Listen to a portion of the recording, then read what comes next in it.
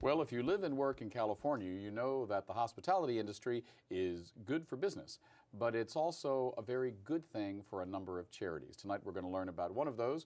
We're going to speak with Kevin Carroll, Executive Director of the Hotel Council of San Francisco. Kevin, welcome. Thank you. How are you? So I'm fine, thank you. Now, this is a fairly new gig for you, not quite into your first year. What's it like? It's been wonderful. The hospitality industry is just a great industry. It's an industry that welcomes millions of people to San Francisco every year, a city that I personally love, and it's just been great. It's been a great experience for me. Yeah.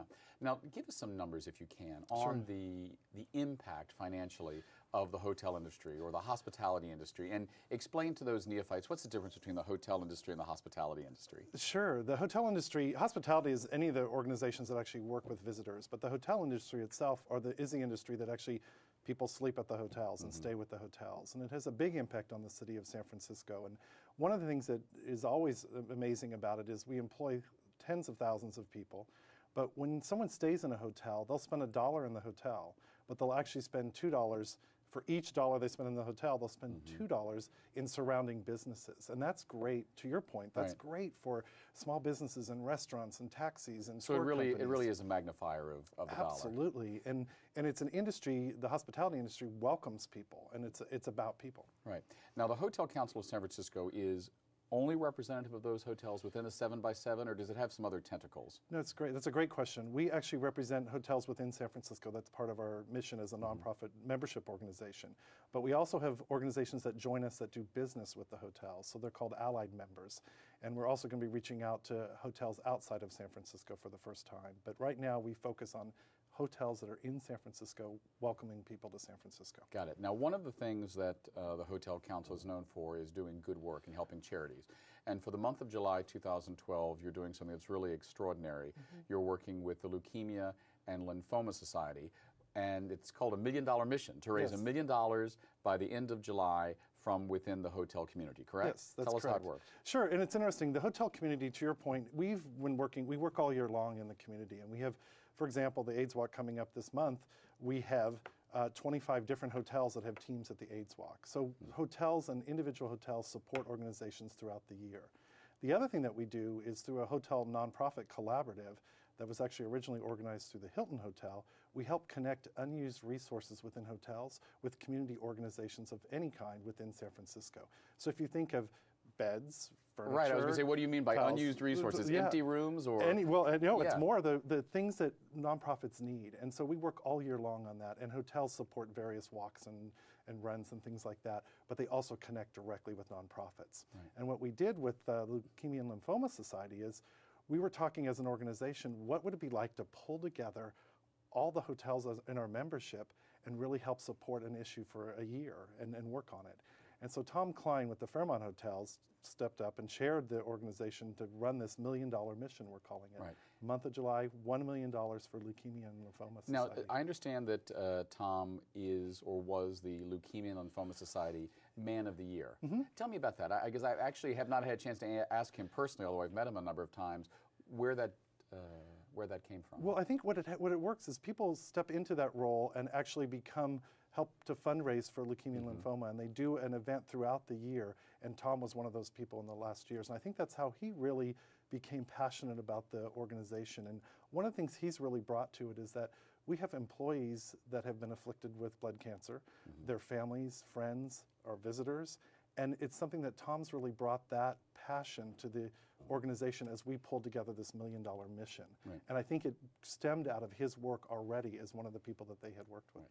Now, July is the focus of this effort, but the fundraising is going, I know it's been going on before July 1st, and it's going on past then. So July is really a focus for the $1 million, correct? And you've been raising money already. Yes.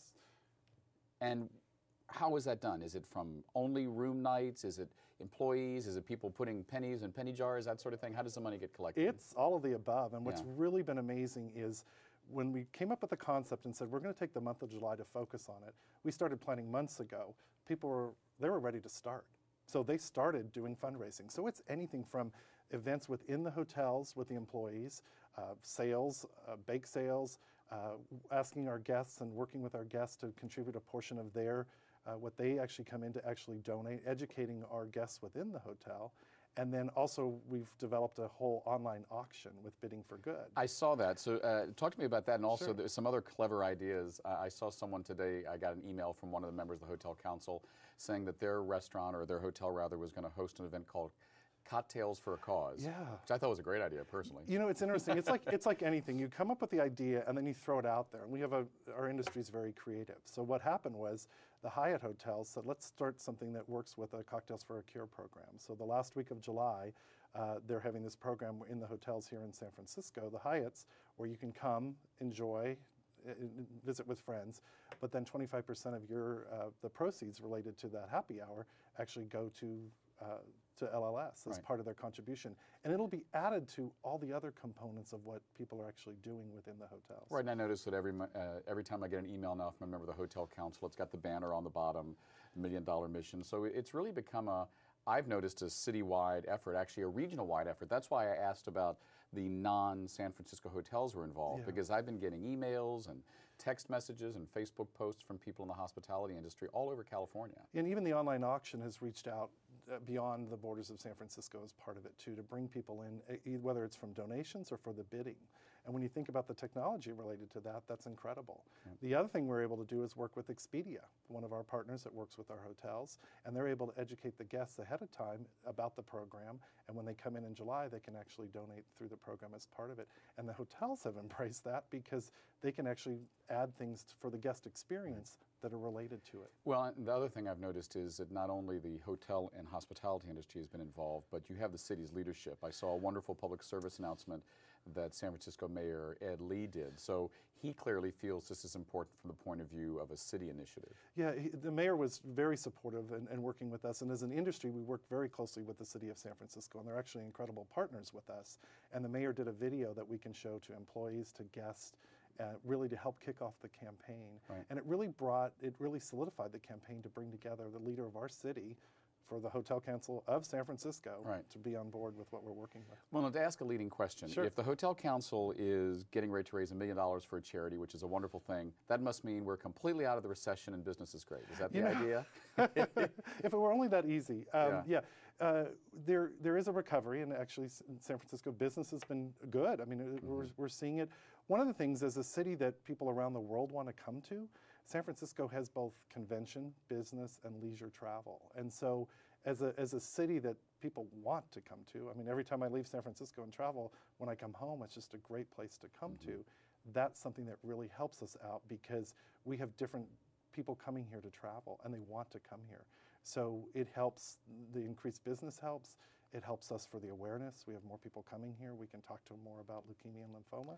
So it helps everybody. Now, I know you were at the San Francisco Travel Annual Luncheon a couple weeks ago, and Armistead Maupin was honored as a San Francisco icon. I love that, a living person as an icon. Yeah. And probably Armistead has done as much, if not more, to sell the brand of San Francisco than any writer, both to the gay readership and the non-gay readership.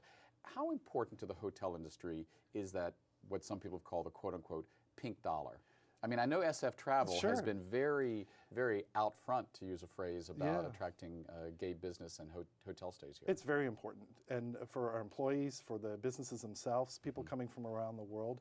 I mean, we just experienced Pride. When Pride's here in San Francisco, that ultimately helps the hotels, it helps the industry, it helps everybody. So very much involved. I think what was really interesting about Armistead when he accepted that award is it brought that personal touch of what San Francisco means to you or me.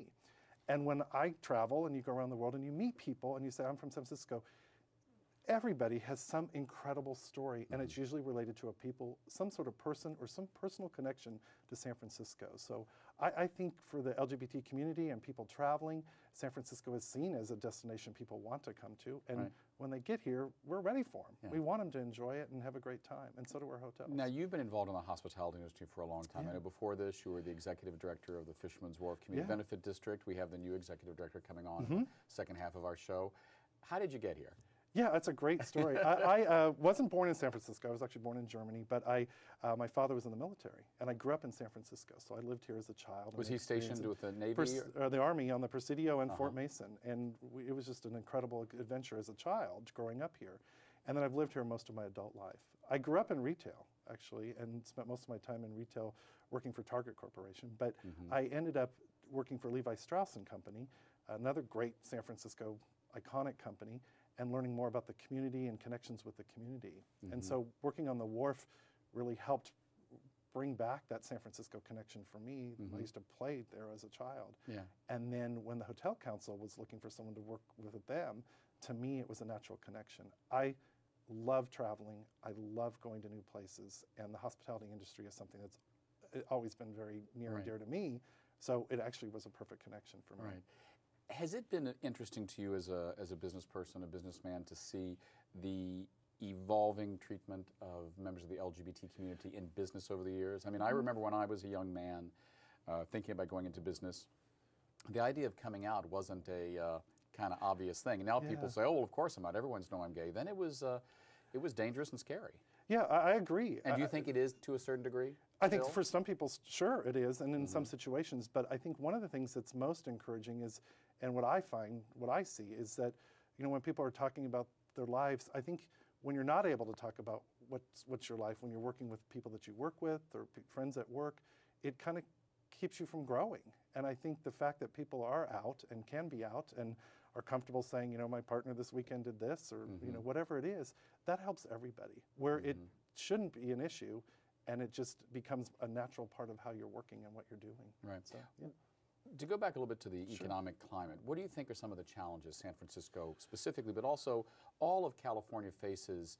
Because we're not, I mean, I keep hearing that officially we're out of the recession, and I think a lot of people, certainly in mid-level, blue-collar jobs, they didn't get the memo. But the recession isn't over for a lot of people. How can the Hotel Council help to continue to stimulate the economy? Well, I think as a major employer in San Francisco, we're employing people year-round that's helping the economy. And anything we do, whether it's a partnership with SF Travel, whether it's a partnership with whoever we're working with, anything that brings more people to San Francisco, whether making you feel more welcome, having a better experience when you're here, you know, working on things that will actually help you, your experience here, that ultimately will help the city.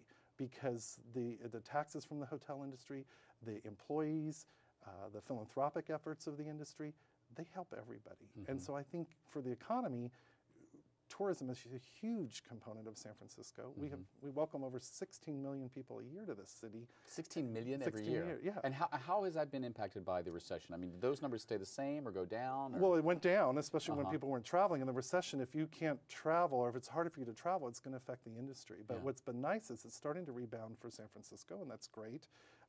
As I mentioned, we have different people coming here. We have people from business, we have leisure travelers, international travel is a huge portion of who comes to San Francisco is international. All of that's going to help to the economic betterment of San Francisco and make, you know, as far as a recession or when's the recession over, more people traveling, more people enjoying, more people going home to wherever they came from saying, hey, go to San Francisco, it's a great place. In our last few moments, I want to swing back to the $1 million mission for the Leukemia and Lymphoma Society. There is kind of a, I hate to use the phrase because it sounds so hackneyed, but poster child for the campaign, a young woman whom I've met with her parents. Tell us a little bit about her and her story. Yeah, so she's 8 years old now. Her name's Mina, and she's actually came and talked to, she was so brave. She came and talked to a group of, you know, a luncheon that we had with hundreds of people there, and that's hard enough for anybody. And I had such respect for her. She's really helping us. Again, blood cancer is something that affects people, and unless you hear those stories and understand what people are going through and families are going through. And so I have just the ultimate respect for her, her family. I've been seeing her on television and other campaigns. And she herself is still dealing with leukemia, I believe so, correct? yeah. So she's, you know, it's someone when you can actually talk to someone and someone can tell you their experiences, to employees or visitors who have family members who are also afflicted, that's very powerful. Right, it puts a face on it. It really does, and it makes it worth all the time and effort and everything that we can do to make it better. Now, if someone wants to learn more about the $1 Million Mission, they can go to the Hotel Council website, which is hotelcouncilsf.org, correct? Correct, and we have it right there, and you can connect to the online auction, and you can connect to find out more about how you can donate. Great, thank you. We've been speaking with Kevin Carroll of the Hotel Council of San Francisco. Next up, we're going to learn about the incredible new public realm developments coming to the waterfront in San Francisco and how America's Cup, the world's oldest continuously run sporting event, is going to raise the economic tide for all boats here in Northern California.